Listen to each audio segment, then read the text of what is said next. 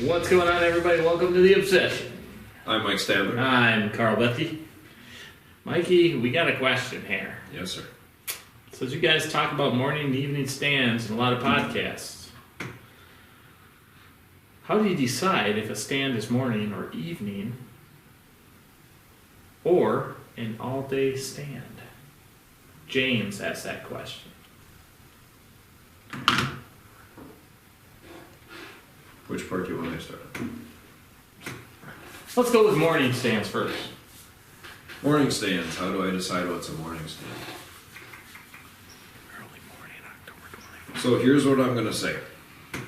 The biggest thing is, so your morning stand can't be in the food Correct. because that's where they're going to be. So that's one variable. I like my morning stand to be in between food and bedding. Yep. Something that I can access, obviously, without going through the food. I have to be able to get around it. I have to have the wind not blowing back towards the food. Yep. You know, ours work out pretty good because our the stands that we hunt in the morning, the thermals raise everything up. Yeah, we have elevation. So our scent is not that I'm not saying the scent isn't crucial, but the scent isn't as crucial there because with the thermals going up, everything's going up. Yep. So you're pretty safe in the mornings. So I like to be in between food and bed, something I can access, and primarily I got to get back out.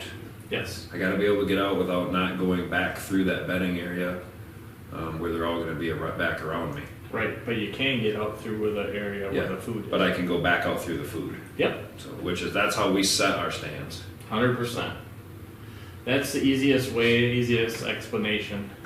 The other, without using the food as a statement, the other thing for me, more pre-rut and rut, is morning stands where I know they're transitioning to check bedding areas.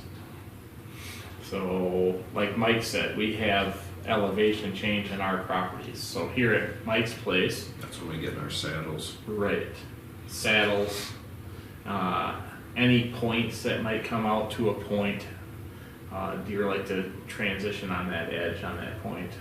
Usually on the downwind edge based off of what direction the wind is coming from, just so you're aware. And again, like Mike said, mornings because of the thermals is lifting your scent up.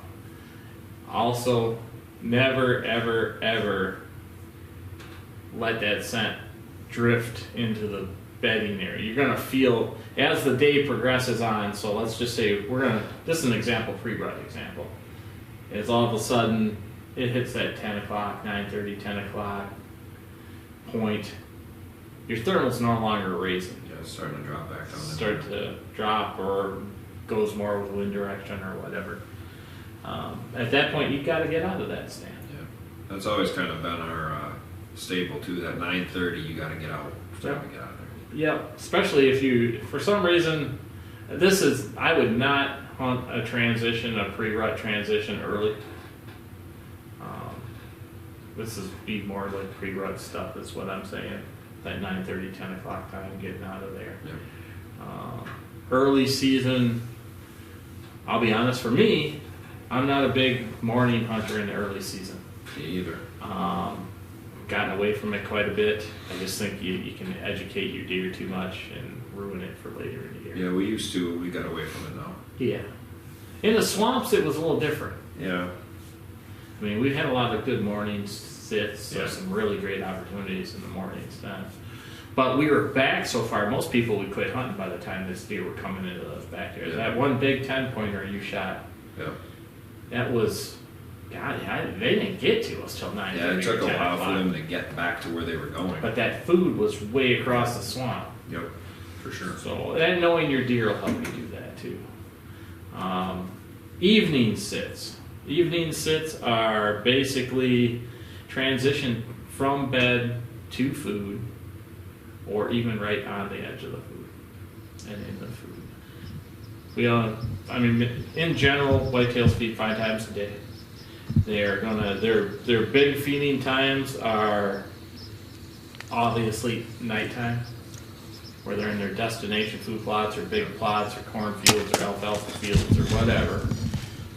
And they'll feed, twice daily in their bedding areas, get up, roam around. Yeah, at least twice. Yeah, maybe 3 times. Depending on the weather, obviously. Yeah, well, that's the other part too. Yeah. If it's colder, they're going to eat more. Yeah, and weather is a big one.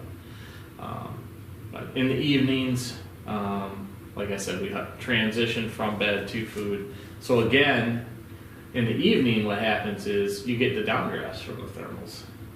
So on the hillsides, like my place, if I don't have like a 6 to 8, well, I don't even say 6, 8 to 10 or 12 mile an hour wind from a certain direction, all that scent, because the thermals are so strong, drops down the valley and turns and goes straight west. Yeah.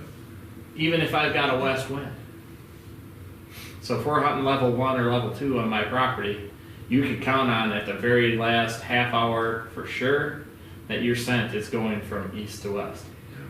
No matter where you are on those lower levels, whether it be level 1, level 2, or even level 3 this year, because we changed it a little bit.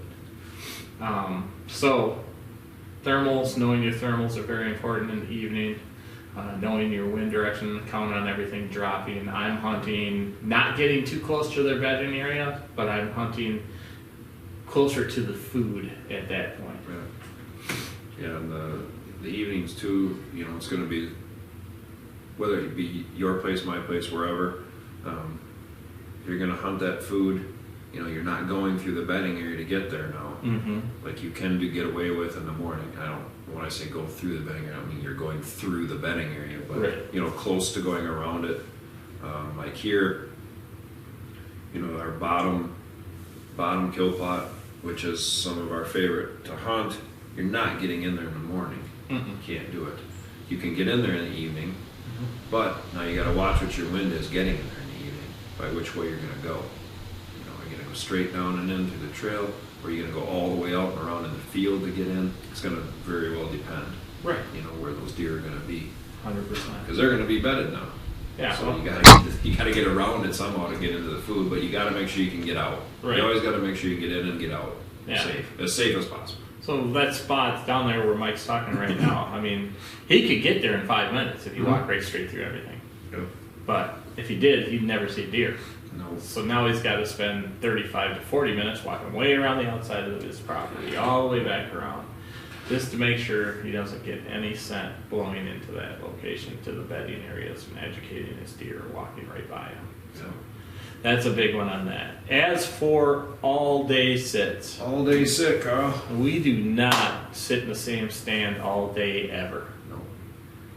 When they say, when we refer to an all-day sit, when you guys hear us refer to an all-day sit, we're in one stand in the morning, and then we'll transition to a midday stand from, like I said, that 9:30, 10 o'clock time to probably 2 to 2:30, maybe probably 2 to 2:30.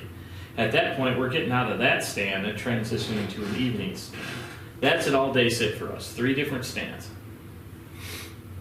I've seen, and I'll be honest with you, I've seen 0 stands that I would just sit in all day and consider myself safe and not educating deer. Yeah. I have seen 0. Yeah, we've talked about it in some of our other podcasts. I know we've talked about the all-day sit before, so we like certain ones in the morning. Yep. And even like late, 11 o'clock's the cutoff for that. Yeah. I don't think we ever sit past then. Mm-hmm. Even when we're getting into our rut hunting, and we're moving, we got a plan. Like either we're moving locations, Yep. like properties, Yep. or we're coming out, reassessing, going back in at a certain time when we know we need to be in, X stand at this time. Remember, you guys, your number one asset in the fall, well, during the pre-rut and rut, is not educating the deer you're trying to hunt. Okay, so your entrance and exit is your number one thing, 100%. That's why we've talked about early too. Less is more. We tend to stay out early. Yeah. Unless we know, and I don't say for 100%, but we know that our chances are high to take Yeah. something at a certain time and That's because true. of a front or pictures or, you know. And we're not saying we're not hunting.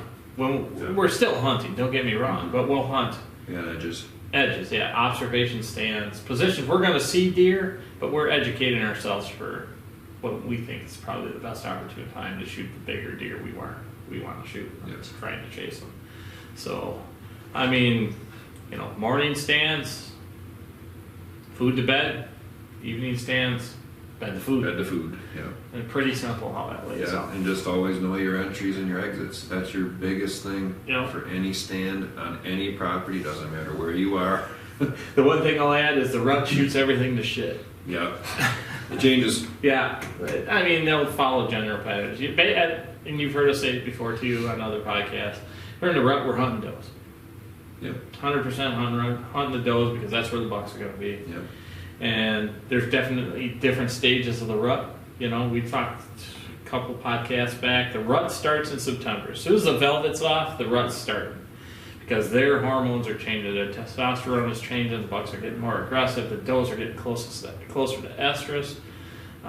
You'll see dominance fighting between the does pretty much all summer. And then when the bucks start to come into play, then it's another add-on for that. yeah. Those bucks push and spar around a lot too. Yeah.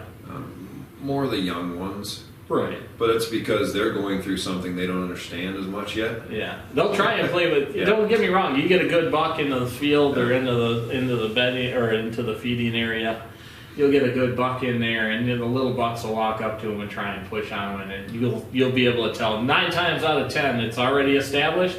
Yeah. That big deer will just turn at him, look, and lay the ears back just a little bit. That buck's the little guy's like, oh, Yeah, no, I'm good. Oh, I can no. go eat over here. Yeah, I'm gonna move someplace else. But you know, just you have to distinguish that too. You gotta have morning and evening set. Yeah, You gotta have morning and evening stand. There's stands that you cannot hunt yeah. in the evenings. There's stands you cannot hunt in the mornings, guys. We have them both. Yep.